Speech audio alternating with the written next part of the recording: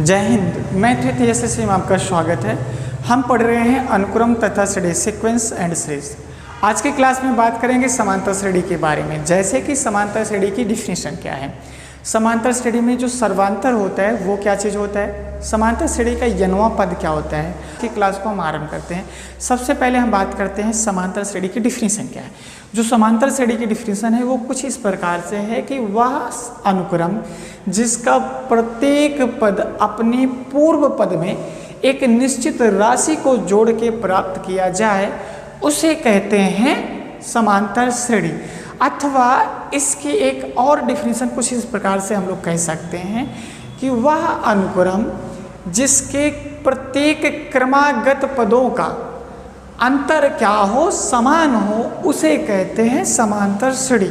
जैसे इसका एग्जाम्पल हम लोग देखना आरंभ करें। मानते हैं कि एक संख्या दी जा रही है 2 और इसमें हम लोग एक निश्चित संख्या मान लो 3 जोड़े, तब इसका क्या होगा, आंसर देखेंगे।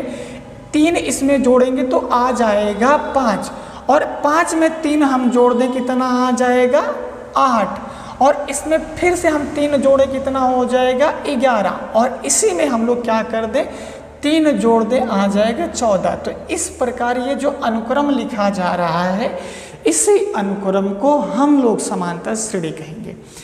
इसमें जो सबसे पहले हम लोग संख्या लिख रहे हैं उसे कहते हैं प्रथम पद कहते हैं। क्या कहते हैं, प्रथम पद कहेंगे और इसको A द्वारा लिखा जाएगा या इसी को हम लोग A1 द्वारा भी लिखते हैं। इसके बाद जिस निश्चित राशि, जिस निश्चित संख्या को जोड़ रहे हैं, जैसे इस वाले केस में हम लोग जोड़ रहे थे 3 जोड़ रहे थे ना, तो इस 3 को हम लोग कहते हैं सर्वांतर। क्या कहते हैं, सर्वांतर कहते हैं और इसको D द्वारा निरूपित करते हैं। इसे क्या कहते हैं, D द्वारा निरूपित करते हैं। कहने का मतलब यदि हम लोगों को किसी भी समांतर श्रेणी का प्रथम पद पता है और उसका सर्वांतर पता है तब हम लोग उस श्रेणी को बना सकते हैं।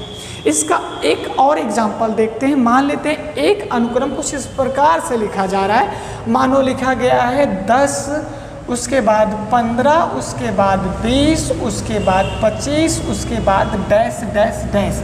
अब देखना ये जो साथियों अनुक्रम लिखा गया इसमें भी एक निश्चित संख्या जोड़ी जा रही है। और निश्चित संख्या क्या है, 10 में 5 जोड़ो 15, 15 में 5 जोड़ दो 20, 20 में 5 जोड़ दो 25। तो ये क्या हो गया, समांतर श्रेणी का एग्जाम्पल हो गया। इसमें देखेंगे जो ये पहला पद है कितना है, वो 10 है, तो A का मान कितना दिया है 10 और जो निश्चित राशि जोड़ी जा रही है वो क्या है 5, जिसको हम क्या कहेंगे D। तो D का मान कितना दिया है 5, तो इसका प्रथम पद कितना हो गया 10 और सर्वांतर जो दिया गया है वो कितना है 10। इसके बाद हम लोग इसके और सारे हम एग्जाम्पल देखते हैं जहाँ से को हम लोग देखना आरंभ करें। एग्जाम्पल नंबर 1 में दिया गया है 7, 10, 13, 16, 19, फिर आगे कॉमा करके डैश डैश लगाया गया है। हम लोग को देखना है एग्जाम्पल नंबर 1 समांतर श्रेणी है या नहीं है, तो फिर क्यों है इसको हम लोगों को बताना है। देखेंगे ये समांतर श्रेणी अगर होगा तो इसमें एक निश्चित राशि जोड़ के हम लोग आगे बढ़ रहे होंगे। तो देखेंगे 7, 7 के बाद हम लोग लिख रहे हैं 10, तो मतलब 7 में 3 जोड़ोगे आएगा 10। इसके बाद हम लोग 10 में 3 जोड़ दें आ जाएगा 13 और 13 में 3 जोड़ दें आएगा 16, 16 में 3 जोड़ दें कितना आएगा 19। तो कहने का मतलब ये जो दो दिया गया अनुक्रम है ये एक समांतर श्रेणी है। समांतर श्रेणी क्यों है, क्योंकि इसमें एक निश्चित संख्या हम 3 जोड़ रहे हैं। क्या जोड़ रहे हैं, प्रत्येक पदों में हम 3 जोड़ के अगला पद ला रहे हैं, तो इसलिए ये क्या हो जाएगा, समांतर श्रेणी हो जाएगी। समांतर श्रेणी की डिफिनीशन हमने यही समझा कि जब किसी अनुक्रम में एक निश्चित संख्या जोड़ के प्रत्येक पद लाया जाता है तो उसे क्या कहते हैं, समांतर श्रेणी कहते हैं। इसका नेक्स्ट एग्जाम्पल देखें, जैसे -5 लिखा है, -5 में अगर हम लोग +5 कर दें कितना आ जाएगा 0, 0 में +5 कर दो कितना आ जाएगा 5 और फिर +5 में +5 कर दो कितना आ जाएगा 10। तो इसमें एक निश्चित राशि जोड़ी जा रही है 5। तो इसका मतलब ये जो एग्जाम्पल नंबर 2 है यह भी क्या है, समांतर श्रेणी का एग्जाम्पल है। एग्जाम्पल 3 पे हम बात करें, देखो ध्यान से, यहाँ लिखा गया 4, 4 में कितना जोड़ने पे 10 आएगा, तो 6 जोड़ने पे 10 आएगा। और 10 में कितना जोड़ने पे 16 होगा, 6 जोड़ने पे 16 होगा। और 16 में कितना जोड़ने पे 22 होगा, तो 6 जोड़ने पे 22। कहने का मतलब है जो ये एग्जाम्पल है इसमें हम 6 कंटिन्यूसली जोड़ रहे हैं, तो इसलिए ये क्या हो गया, समांतर श्रेणी का एग्जाम्पल हो गया। एग्जाम्पल नंबर हम 4 देखेंगे, इसमें 1 -1 -3 -5, तो इसका पहला पद जो है वो है 1। अब आप बताओ 1 में कितना जोड़ने से -1 आएगा, तो 1 में -2 जोड़ने से -1 आएगा। फिर -2 में कितना जोड़ने से -3 आएगा, तो -1 में -2 जोड़ने से -3 आएगा। ठीक ऐसे -3 में -2 जोड़ने से -5 आएगा। कहने का मतलब है इस अनुक्रम के सभी पदों में -2 जोड़ा जा रहा है, -2 हम लोग क्या कर दे रहे हैं, जोड़ दे रहे हैं। तो इसका मतलब यह जो अनुक्रम है यह अनुक्रम भी समांतर श्रेणी है। बात समझ में आ गई। समांतर श्रेणी किसे कहते हैं? समांतर श्रेणी का मतलब है कि आपको देखना है जो अनुक्रम होगा उस अनुक्रम के किसी भी पद को, किसी भी क्रमागत 2 पदों को उठाना, उनको घटाना, घटाने के बाद देखना क्या सब में यही अंतर है। अगर सभी पदों का अंतर समान है तो समांतर श्रेणी कहेंगे, और अगर नहीं होगा तो उसको हम लोग समांतर श्रेणी नहीं कहेंगे। बात समझ में आ गई। समांतर श्रेणी किसे कहते हैं? साथियों एक बार फिर से हम समांतर श्रेणी में ये जो निश्चित संख्या हम जोड़ रहे हैं इसको कहते हैं सर्वांतर कहते हैं। क्या कहते हैं? सर्वांतर कहते हैं। और सबसे पहले जो संख्या लिखी जाती है उसको हम क्या कहते हैं? प्रथम पद कहते हैं। तो इस एग्जाम्पल को नोट करो। इसके साथियों अब हम लोगों को ये ज्ञात हो चुका है कि समांतर श्रेणी किसे कहते हैं या उसकी डिफिनीशन क्या होती है, उसके हमने एग्जाम्पल को देख ली। अब हम बात करेंगे समांतर श्रेणी का जो सर्वांतर होता है उसे हम लोग कैसे ज्ञात करेंगे और सर्वांतर का मतलब क्या होता है। सर्वांतर का मतलब ये है कि समांतर श्रेणी के किसी भी 2 पदों के अंतर को सर्वांतर कहते हैं। और सर्वांतर को ज्ञात करने के लिए हम समांतर श्रेणी के द्वितीय पद से पहले पद को घटा देते हैं तो प्राप्त होने वाला संख्या ही सर्वांतर कहलाता है। आइए इसको एग्जाम्पल के द्वारा समझें। जैसे कि हम लोगों को दिया जा रहा है 2 4 6 8 फिर आगे डैश डैश।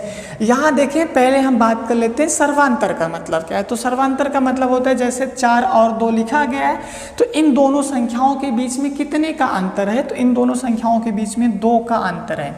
फिर इसके बाद हम बात करें 6 और 4 के बीच में कितने का अंतर है, 2 का अंतर है, तो ये हो गया सर्वांतर। फिर इसके बाद हम लोग बात करें यहाँ पे, तो यहाँ पे भी 2 का अंतर है, तो ये हो गया सर्वांतर।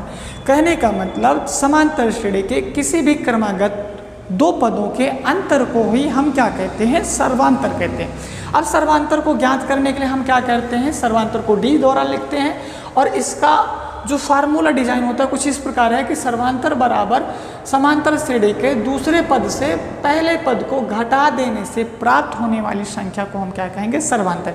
जैसे इसी केस में देखो D का मान कितना हो जाएगा, D बराबर द्वितीय पद। द्वितीय पद कौन है, ये रहा अपना, प्रथम पद रहा ये। तो 4 में से हम लोग क्या कर दें, 2 को घटा दे तो आंसर कितना आएगा, 2। तो यही 2 अपना क्या कहलाएगा, सर्वांतर कहलाएगा, सर्वांतर कहलाएगा। ये बात समझ में आ गया साथियों, सर्वांतर किसे कहते हैं, इसे भी आप नोट करें। इसके बाद हम लोग बात करेंगे समांतर श्रेणी का निर्माण कैसे किया जाएगा जब समांतर श्रेणी का प्रथम पद और सर्वांतर हम लोगों को ज्ञात हो तब। ओके साथियों, अब हम लोगों को ये ज्ञात हो चुका है समांतर श्रेणी की डिफिनीशन क्या है, समांतर श्रेणी का व्यापक पद क्या है और समांतर श्रेणी का सर्वांतर क्या होता है। अब हम बात करेंगे समांतर श्रेणी का निर्माण कैसे किया जाए जब समांतर श्रेणी का प्रथम पद और सर्वांतर ज्ञात हो तब, तथा समांतर श्रेणी का व्यापक पद क्या होता है ये भी हम जानेंगे। तो चलिए मानते हैं एक समांतर श्रेणी दी गई है जिसका प्रथम पद क्या है, A है और सर्वांतर D है। तब उस समांतर श्रेणी का निर्माण हम निम्न प्रकार से करेंगे। जैसे सबसे पहले हम उसका प्रथम पद लिखेंगे, इसके बाद इसका अगला पद ज्ञात करने के लिए इसी प्रथम पद में सर्वांतर को जोड़ देंगे तो क्या हो जाएगा, A धन D। फिर इसके आगे के पद को ज्ञात करने के लिए इसमें हम D जोड़ देंगे, कितना हो जाएगा, A धन 2D हो जाएगा। फिर इसके अगले पद को ज्ञात करने के लिए इसमें हम लोग डी जोड़ेंगे, कितना हो जाएगा, ए धन 3d हो जाएगा। फिर इसके अगले पद को ज्ञात करने के लिए इसी में d को जोड़ेंगे, कितना हो जाएगा, तो a धन 4d हो जाएगा। तो इस प्रकार से हम लोग जब समांतर श्रेणी का प्रथम पद और सर्वांतर ज्ञात हो तब समांतर श्रेणी को लिखेंगे। बात समझ में आ गया। अब एक बात करते हैं इसके आगे, ऐसे अगर हम लोग n वें स्थान पे चले जाएं तो n वां पद क्या होगा, n वां पद होगा a plus n-1 into D होगा। ये जो लिखे हैं इसे समांतर श्रेणी का n वां पद कहेंगे और इसी चीज़ को हम लोग समांतर श्रेणी का व्यापक पद भी कहेंगे। ये जो पद आया है इसको हम Tn द्वारा निरूपित करते हैं, इसी को हम लोग An द्वारा भी निरूपित करते हैं और इसी चीज़ को हम लोग L द्वारा भी निरूपित करेंगे। कहने का मतलब Tn, An, L ये सभी के सभी इस व्यापक पद को या हम कह दें इस n वें पद का सिंबल है, जिसको हम लिखेंगे बराबर करके a धन n-1 इंटू डी। तो आप इसे पहले नोट करें।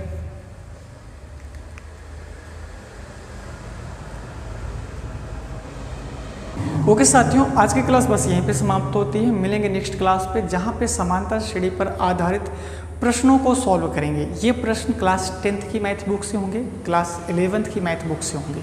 तब तक के लिए जय हिंद।